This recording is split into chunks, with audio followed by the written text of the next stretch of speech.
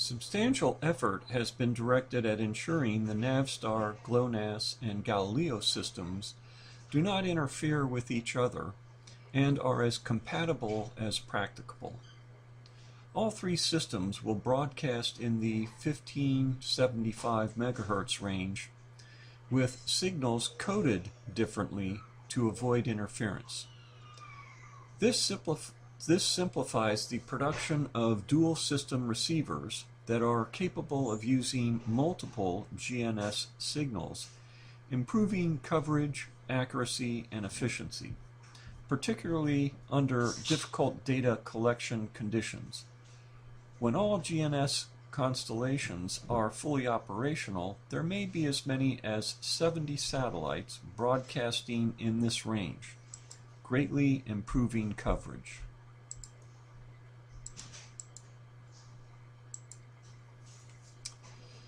The CA code in GPSS is a coarse acquisition code, a GPS signal used for rapid, relatively low accuracy positional estimates. Accuracies without further corrections are typically to within a few to tens of meters. M codes are used for enhanced military application. A P code is a much more accurate coded signal than the CA code because ionospheric corrections can be made. The major difference in the codes is the chip rate. The CA code is transmitted at a 1.023 MHz chip rate, while the P code is transmitted at a 10.23 MHz chip rate. The other major difference is that while CA code is transmitted on a single frequency, the L1, P code is transmitted on two frequencies, L1 and L2. There are two carrier signals, L1 at 1575 MHz and L2 at 1227 MHz. These carrier signals are modulated to produce two coded signals, the CA code again at 1.023 MHz and the P code at 10.23 MHz. GNS positioning is based on radio signals broadcast by each satellite. The Navstar GPS satellites broadcast at a frequency of 10.23 MHz. GPS satellites also broadcast at other frequencies that are multiples or divisors of the fundamental frequency. Again, there are two carrier signals, L1 at 1575 and L2 at 1227 MHz. These carrier signals are modulated to produce two coded signals, the CA and the P code. L1 carries both the CA and the P code, while L2 carries only the P code. There are planned upgrades to the GPS system that include additional higher power L bands that may provide additional information and may be easier to receive. These other signals have been added to improve function. The coded signals, CA, P, and M, are sometimes referred to as the pseudo-random code because they are so complicated they appear quite similar to random noise. However, short segments of the code are unique for each satellite and time.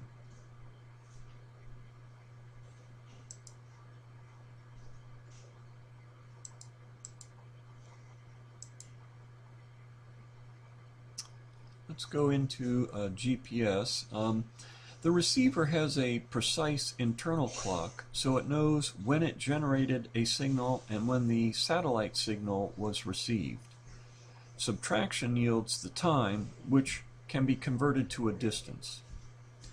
Note, we assume the satellite receiver clocks are both in sync. we must make this assumption to calculate the travel time. Unfortunately, it's not always the case. Satellites have extremely accurate atomic clocks that cost in the neighborhood of $100,000 each. These are monitored and synchronized among satellites. Here again we see how the calculation is done, and some of the important conversions are the speed of sound is 750 miles per hour, or 1,129 feet a second. It is 1,224 kilometers per hour, or 344 meters a second. And the speed of light is 186,000 miles per second, or 300,000 kilometers per second. And of course, we all remember from our elementary school days, if you count the gap between lightning and thunder, you can tell the distance to the lightning. For every kilometer, you would have 3 seconds of count, and for every mile, you would have 5 seconds of count. The two types of range measurements are coded, and they provide rapid, robust, and inexpensive measurements, but are relatively coarse, maybe up to 10 meters of accuracy. Carrier phase measurements require longer periods of time to remain stationary to get your fix, in other words, the location fix for your position. They need an uninterrupted signal.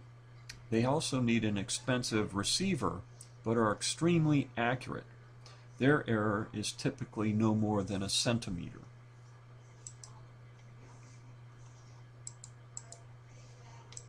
Coded signals are used to calculate signal time by matching sections of the code. Timing information is sent with the coded signal, allowing the GNS receiver to calculate the precise transmission time for each code fragment. And as mentioned earlier, that can be translated into a distance. The GNSS receivers also observe the reception time for each code fragment. The difference between transmission and reception times is the travel time, which is then used to calculate a range distance.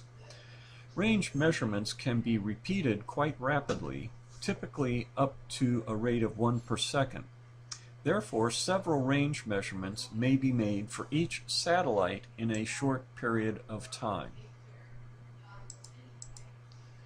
Simultaneous range measurements from multiple satellites are used to estimate a receiver's location. A range measurement is combined with information on satellite location to define a sphere. A range measurement from a single satellite restricts the receiver to a location somewhere on the surface of the sphere centered on the satellite. Range measurements from 2 satellites identify 2 spheres, and the receiver is located on the circle defined by the intersection of the 2 spheres. Range measurements from 3 satellites define 3 spheres, and these 3 spheres will intersect at 2 points, as shown in figure C here.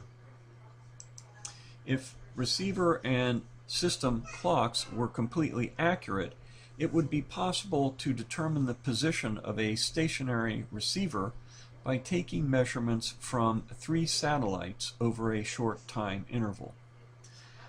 However, simultaneous measurements from 4 satellites, as seen in figure D, are usually required to reduce receiver clock errors and to allow instantaneous position measurement with a moving receiver, for example, in a car, on a plane, or while walking. Data collected from more than 4 satellites at a time does occur, and this usually improves the accuracy of the position measurements. Errors in range measurements and uncertainties in satellite location introduce errors into GNSS-determined positions. Range errors vary substantially even if range measurements are taken just a few seconds apart. The intersection of the range spheres changes through time even when the GNSS receiver is in a fixed location because the satellites are moving. This results in a band of range uncertainty encompassing the GNSS receiver position. Several methods are used to improve our estimates of receiver position. One common method involves collecting multiple estimates of stationary receiver location. Ionospheric and atmospheric delays are major sources of GNSS positional error. Range calculations incorporate the speed of light. Although we usually assume the speed of light is constant, this is not true. The speed of light is constant only when passing through a uniform electromagnetic field and in a vacuum. The Earth is surrounded by a blanket of charged particles called the ionosphere. These charged particles are formed by incoming solar radiation, which strips electrons from elements in the upper atmosphere. Changes in the charged particle density through space and time result in a changing electromagnetic field surrounding the Earth. The atmosphere is below the ionosphere, and atmospheric density is significantly different from that of a vacuum. Variation in atmospheric density is due largely to changes in temperature, atmospheric pressure, and water vapor. Range errors occur because the GNSS signal velocity is altered slightly as it is passed through the ionosphere and the atmosphere. Specialized dual-frequency receivers collect information on multiple GNSS signals simultaneously and use sophisticated physical models to remove most of the ionospheric errors. Dual-frequency receivers find more limited use in part because they are more expensive than code-based receivers and because they must maintain a continuous fixed location for a longer period of time. Finally, there are no good models for atmospheric effects. Thus, there is no analytical method to remove range errors due to atmospheric delays. The geometry of the GNSS satellite constellation is another factor that affects positional error. Range errors create an area of uncertainty perpendicular to the transmission direction. These areas of uncertainty may be visualized as a set of nested spheres, with the true position somewhere within the volume defined by the intersection of these nested spheres.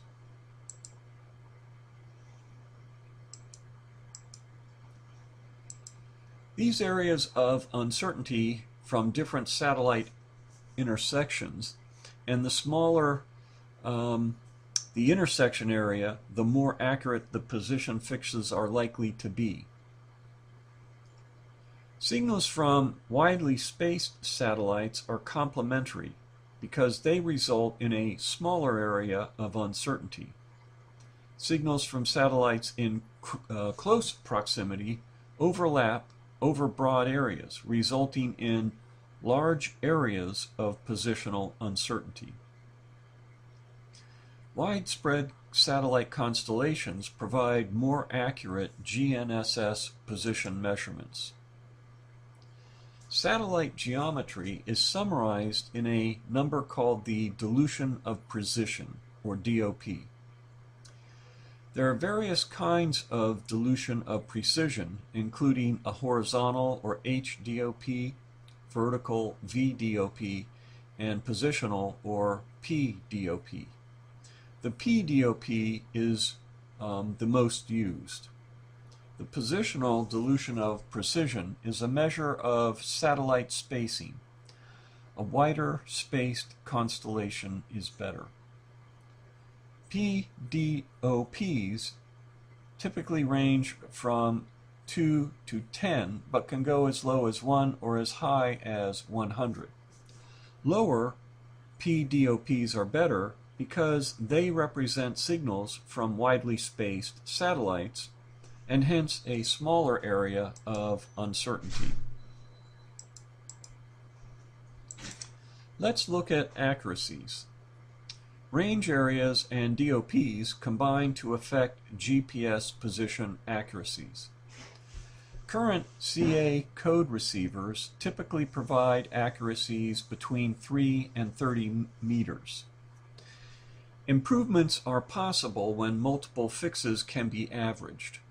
Accuracy with carrier phase receivers, in contrast, can be only a few centimeters or millimeters. Much better accuracy. Within each type, the CA and the carrier phase, there are differences in accuracies due to the technology applied. Here we see an observed GPS error distribution for various receivers under open sky conditions, and that's in figures A through C, and the mean error under open sky and then contrasted with dense deciduous forest canopy in D.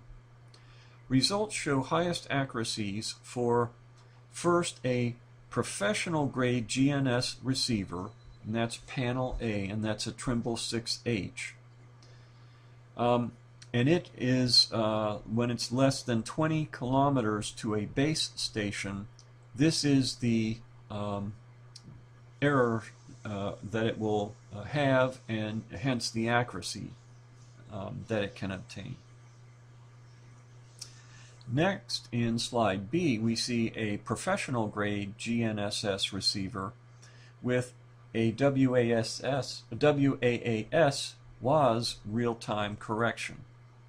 And finally, in C, we see a Garmin Navigator, which is an inexpensive consumer-grade GNSS. And again, you see much larger errors here, up to 5 meters, whereas with the in A, with the professional grade, we were looking at 0.05 meters.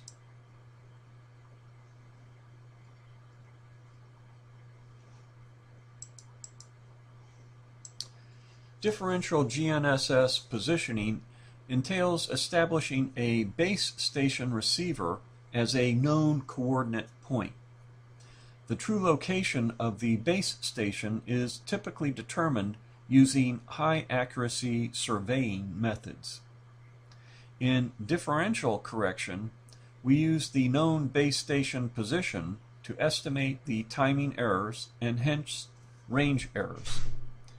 Each GNSS satellite broadcasts its position along the ranging signal.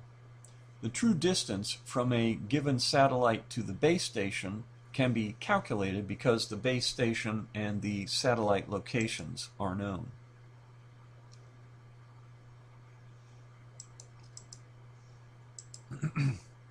Base station data and roving receiver data must be combined for the differential correction. A base station correction may be calculated for each fix, but the correction must somehow be joined with the roving receiver data to apply the correction. Many receivers allow large amounts of data to be stored either internal to the receiver or in an attached computer. Files may be downloaded from the base station and roving units, and they can be downloaded to a common computer. Software provided by most GNSS system vendors is then used to combine the base station and rover data and compute and apply the differential correction to the position fixes. This is known as post-processed differential correction. because corrections are applied after or post data collection. And we see this in the top figure in our slide. Real-time differential GNSS positioning requires a communication link between the base station and the roving receiver. Typically, the base station is connected to a radio transmitter and an antenna. FM radio links are often used because of their longer range, good transmission through vegetation, in canyons and valleys, and over other constrained terrain. The base station collects a GNSS signal and calculates range densities. The error is calculated for each range distance. The magnitude and direction of each error is passed to the radio transmitter along with information on the timing and satellite constellation used. This continuous stream of corrections is broadcast via the base station radio and antenna. With real-time differential correction, we have a slightly lower accuracy, better location while we're in the field. It does require a radio link, and it requires an appropriate base station. And in the United States, we can use U.S. Coast Guard GPS radio beacons.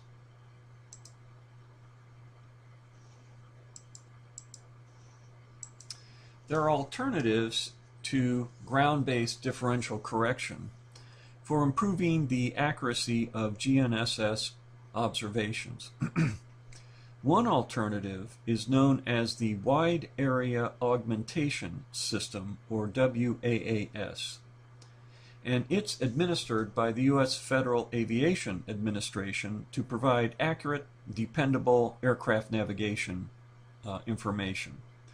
WAAS uses a network of ground reference stations spread across North America to correct GPS signals. A generalized correction for each station is broadcast from geostationary satellites and applied real-time for improved accuracy in roving receivers. A test indicates that individual errors are less than 7 meters 95% of the time.